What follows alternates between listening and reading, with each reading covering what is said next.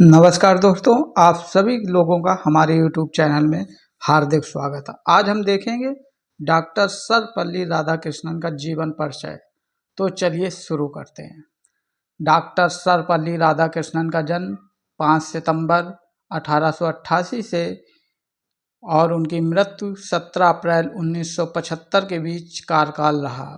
वो भारत के प्रथम राष्ट्रपति 1952 से 1962 तक रहे और द्वितीय राष्ट्रपति रहे। वे भारतीय संस्कृति के संवाहक, विख्यात शिक्षाविद, महान दार्शनिक और एक आस्थावान हिंदू विचारक थे। उनके इन्हीं गुणों के कारण सन 1954 में भारत सरकार ने उन्हें सर्वोच्च सम्मान भारत रत्न से अलंकृत किया था।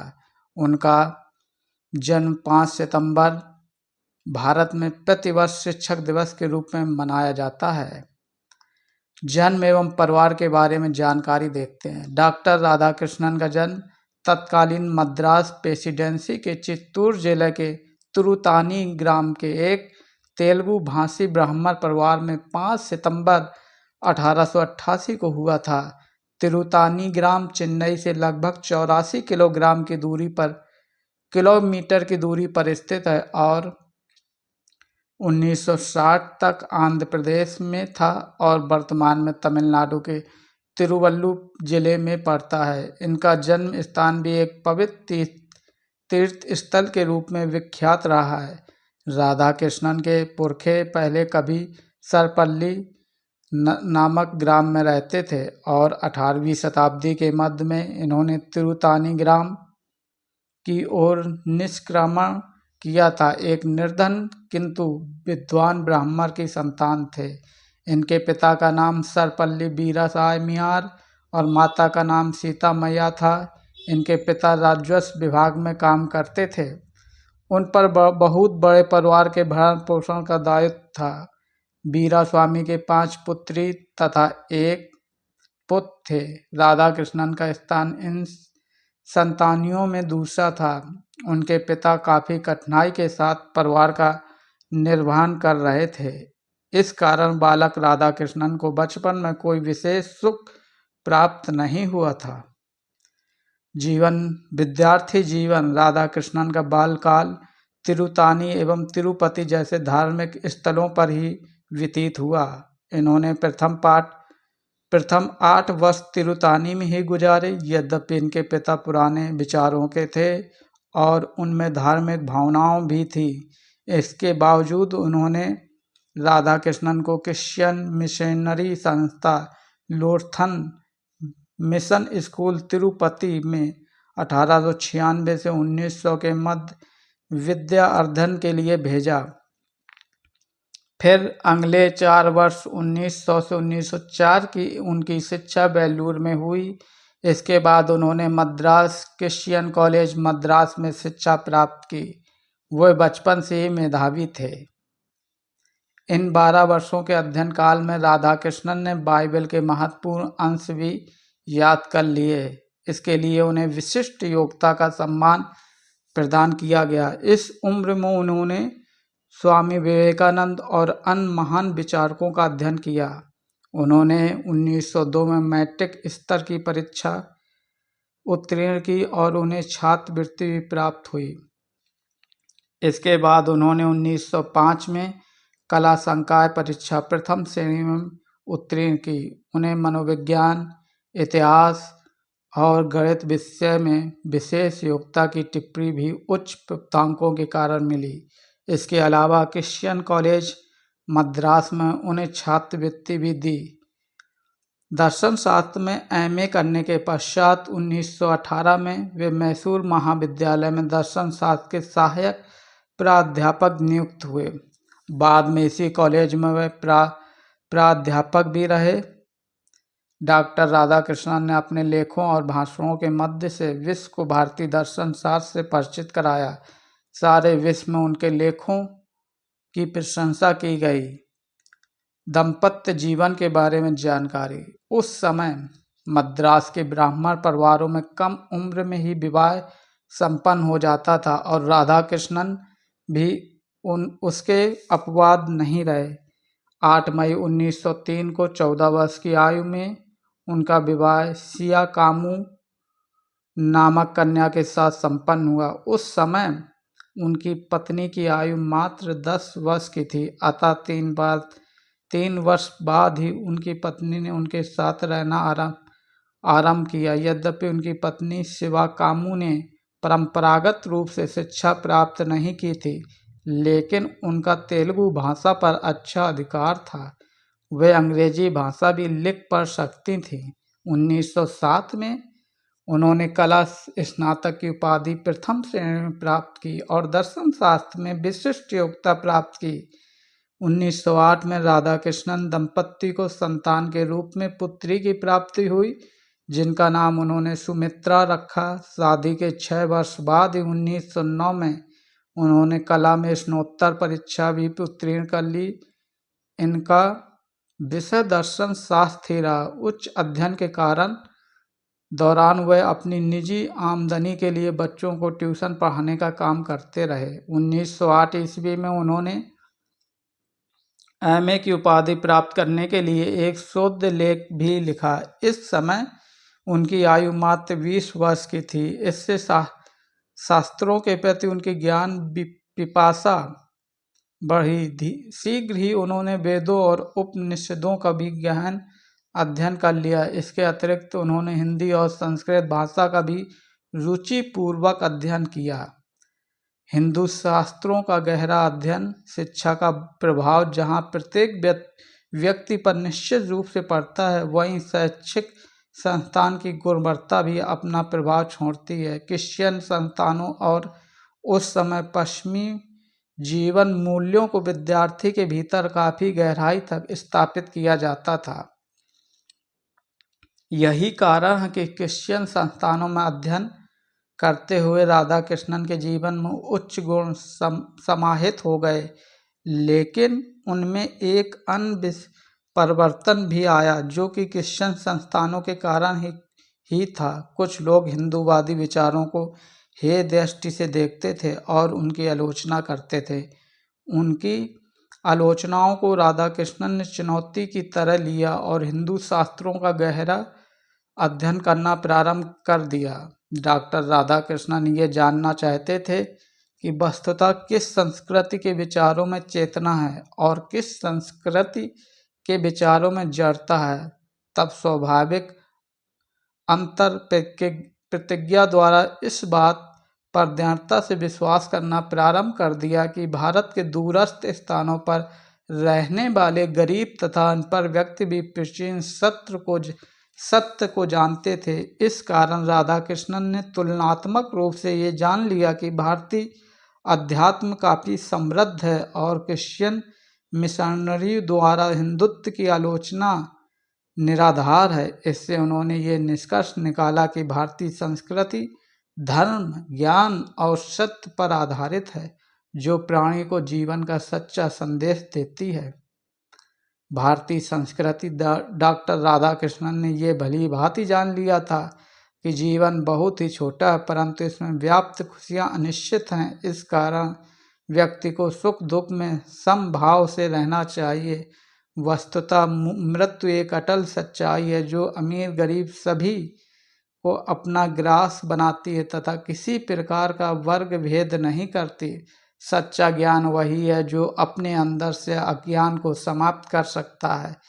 साजिदीपूर्ण संतोष वृत्ति का जीवन अमीरों के अहंकारी जीवन से बेहतर है, जिसमें असंतोष का निवास है। एक शांत मस्तिष्क बेहतर है तालियों की उन गड़गड़ाहटों से जो संसदों एवं दरबारों में सुनाई देती है। वस्तुतः इसी कारण डॉक्टर राधा कृष्णन भारतीय संस्कृति के नैतिक मूल्यों को समझ पाने में सफल रहे, क्योंकि वे मिशनरियों द्वारा की गई आलोचनाओं के सत्य को स्वयं परखना चाहते थे। इसीलिए कहा गया है कि आलोचनाएं परिशुद्धि का कार्य करती हैं। सभी माताएं अपने बच्चों में उच्च संस्कार देना चाहती हैं। इसी कारण वे बच्चों को ईश्वर पर विश्वास रखने, पाप से दूर रहने एवं मुसीबत में फंसे लोगों की मदद करने का पाठ पढ़ाती हैं। डॉक्टर सर्वपल्ली राधाकृष्णन ने यह भी जाना कि भारतीय संस्कृति में सभी धर्मों का आदर करना सिखाना गया है और सभी धर्मों के लिए समता का भाव भी हिंदू संस्कृति विशिष्ट पहचान है। इस प्रकार उन्होंने भारतीय संस्कृति की विशिष्ट पहचान को समझा और उसके काफ़ी नज़दीक हो गए। जीवन दर्शन। डॉक्टर राधाकृष्णन समूचे विश्व को एक विद्यालय मानते थे। उनका मानना है कि शिक्षा के द्वारा ही मानव मस्तिष्क का सदुपयोग किया जा सकता है, अतः विश्व को एक ही इकाई मानकर शिक्षा का प्रबंधन करना चाहिए। ब्रिटेन के एडिनबरा विश्वविद्यालय में दिए गए अपने भाषण में डॉक्टर सर्वपल्ली राधाकृष्णन ने कहा था, मानव को एक होना चाहिए। मानव इतिहास का संपूर्ण लक्ष्य मानव जाति की मुक्ति तभी संभव है जब देश की नीतियों का आधार पूरे विश्व में शांति की स्थापना का प्रयत्न हो। डॉक्टर राधाकृष्णन अपनी बुद्धि से परिपूर्ण व्याख्यानों, आनंदमयी अभिव्यक्तियों और हल्की गुदगुदाने वाली कहानियों से छात्रों का मंत्रमुग्ध कर देते थे। उच्च नैतिक मूल्यों को अपने आचरण में उतारने की प्रेरणा वह अपने छात्रों को भी देते थे। वह जिस भी विषय को पढ़ाते थे पहले स्वयं उसका गहन अध्ययन करते थे। दर्शन जैसे गंभीर विषय को भी वह अपनी शैली से सरल, रोचक और प्रिय बना देते थे। इसीलिए उनके जन्मदिन को शिक्षक दिवस के रूप में मनाया जाता है। अध्यायवासी जीवन। 1909 में 21 वर्ष की उम्र में डॉक्टर राधाकृष्णन ने मद्रास प्रेसिडेंसी कॉलेज में कनिष्ठ व्याख्याता के तौर पर दर्शन शास्त्र पढ़ाना प्रारंभ किया। ये उनका परम सौभाग्य था कि उनको अपनी प्रकृति के अनुकूल आजीविका प्राप्त हुई थी। यहाँ उन्होंने 7 वर्ष तक न केवल अध्ययन कार्य किया अपितु स्वयं भी भारतीय दर्शन और भारतीय धर्म का गहराई से अध्ययन किया।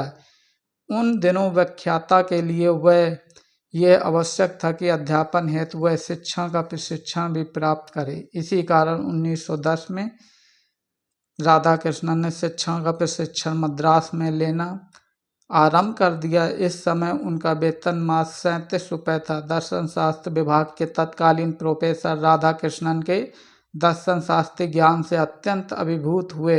उन्होंने दर्शन शास्त्र की कक्षाओं से अनुपस्थिति रहने की अनुमति प्रदान कर दी, लेकिन इसके बदले में वह शर्त रखी गई कि वह उनके स्थान पर दर्शन शास्त्र की कक्षाओं में पढ़ा दें। तब राधाकृष्णन ने अपने कक्षा साथियों के 13 ऐसे प्रभावशाली व्याख्यान दिए जिनसे वे शिक्षार्थी भी चकित रह गए। इसका कारण यह था कि उनकी विषय पर गहरी पकड़ थी, दर्शन शास्त्र के संबंध में दृष्टिकोण स्पष्ट था और व्याख्यान देते समय उन्होंने उपरोक्त शब्दों का चयन भी किया था। 1912 ईस्वी में डॉक्टर सर्वपल्ली राधाकृष्णन की मनोविज्ञान के आवश्यक तत्व शीर्षक से एक लघु पुस्तिका भी प्रकाशित हुई, जो कक्षा में दिए गए उनके व्याख्यानों का संग्रह था। इस पुस्तक के द्वारा उनकी यह योग्यता प्रमाणित हुई कि प्रत्येक पद की व्याख्या करने के लिए उनके पास शब्दों का अतुल भंडार तो है ही, उनकी स्मरण शक्ति भी अत्यंत विलक्षण है। मानक उपाधियाँ। जब डॉक्टर राधाकृष्णन यूरोप एवं अमेरिका प्रवास से पुनः भारत लौटे तो वहाँ के विभिन्न विश्वविद्यालयों ने उन्हें मानद उपाधियाँ प्रदान कर उनकी विद्वता का सम्मान किया। 1928 की शीत ऋतु में इनकी प्रथम मुलाकात पंडित जवाहरलाल नेहरू से उस समय हुई जब वे कांग्रेस पार्टी के वार्षिक अधिवेशन में सम्मिलित होने के लिए कलकत्ता आए हुए थे। यद्यपि सर्वपल्ली राधाकृष्णन भारतीय शैक्षिक सेवा के सदस्य होने के कारण किसी भी राजनीतिक संभाषण में हिस्सेदारी नहीं कर सकते थे, तथापि उन्होंने इस वर्जना की कोई परवाह नहीं की और भाषण दिया। 1929 में उन्हें व्याख्यान देने हेतु मैनचेस्टर विश्वविद्यालय द्वारा आमंत्रित किया गया। उन्होंने मैनचेस्टर एवं लंदन में कई व्याख्यान दिए। इनकी शिक्षा संबंधी उपलब्धियों के दायरे में निम्नवत संस्थान सेवा कार्यों को देखा जाता है। सन 1931 से 1936 तक आंध्र विश्वविद्यालय के वाइस चांसलर रहे। ऑक्सफोर्ड विश्वविद्यालय में 1936 से 1952 तक प्राध्यापक रहे। कलकत्ता विश्वविद्यालय के अंतर्गत आने वाले जॉर्ज पंचम कॉलेज के प्रोफेसर के रूप में 1937 से 1941 तक कार्य किया। सन 1939 से 1948 तक काशी हिंदू विश्वविद्यालय के चांसलर रहे। 1953 से 1962 तक दिल्ली विश्वविद्यालय के चांसलर रहे। 1946 में यूनेस्को में भारतीय प्रतिनिधि के रूप में अपनी उपस्थिति दर्ज कराई। राजनीतिक व्यक्ति थे। राजनीतिक जीवन सर्वपल्ली राधाकृष्णन की ये प्रतिभा थी कि स्वतंत्रता के बाद उन्हें संविधान निर्माती सभा का सदस्य बनाया गया। वे 1947 से 1949 तक इसके सदस्य रहे। इसी समय वे कई विश्वविद्यालयों के चेयरमैन भी नियुक्त किए गए। अखिल भारतीय कांग्रेस जन ये चाहते थे कि सर्वपल्ली राधाकृष्णन गैर राजनीतिक व्यक्ति होते हुए भी संविधान सभा के सदस्य बनाए जाएं। जवाहरलाल नेहरू चाहते थे कि राधाकृष्णन के संभाषण एवं व्यक्तित्व प्रतिभा का उपयोग 14 से 15 अगस्त 1947 की रात्रि को उस समय किया जाए जब संविधान सभा का ऐतिहासिक सत्र आयोजित हो। राधाकृष्णन को ये निर्देश दिया गया कि वे अपना संबोधन रात्रि के ठीक 12 बजे समाप्त करें, क्योंकि उसके पश्चात ही नेहरू जी के नेतृत्व में संवैधानिक संसद द्वारा शपथ ली जानी थी। राजनयिककार सर्वपल्ली राधाकृष्णन ने ऐसा ही किया और ठीक रात्रि 12 बजे अपने संबोधन को विराम दिया। पंडित नेहरू और राधाकृष्णन के अलावा किसी अन्य को इसकी जानकारी नहीं थी। आज़ादी के बाद उनसे आग्रह किया गया कि वे मातृभूमि की सेवा के लिए विशिष्ट राजदूत के रूप में सोवियत संघ के साथ राजनयिक कार्यों की पूर्ति करें। इस प्रकार विजय लक्ष्मी पंडित का उन्हें नया उत्तराधिकारी चुना गया। पंडित नेहरू के इस चयन पर कई व्यक्तियों ने आश्चर्य व्यक्त किया कि एक दर्शन शास्त्री को राजनयिक सेवाओं के लिए क्यों चुना गया। उन्हें ये संदेश था कि डॉक्टर राधाकृष्णन की योग्यता सौंपी गई जिम्मेदारी के अनुकूल नहीं है। लेकिन बाद में सर्वपल्ली राधाकृष्णन ने यह साबित कर दिया कि मॉस्को में नियुक्त भारतीय राजनयिकों में वे सबसे बेहतर थे। वे एक गैर परंपरागतवादी राजनयिक थे। जो मंत्रालय देर रात्रि होती थी वे उनमें रात्रि 10 बजे तक ही भाग लेते थे, क्योंकि इसके बाद उनके शयन का समय हो जाता था। तब राधाकृष्णन एक शिक्षक थे, तब भी वे नियमों के दायरों में नहीं बंधे थे। कक्षा में ये 20 मिनट देरी से आते थे और 10 मिनट पूर्व भी चले जाते थे। इनका कहना था कि कक्षा में उन्हें जो व्याख्यान देना होता था वह 20 मिनट के पर्याप्त समय में संपन्न हो जाता था।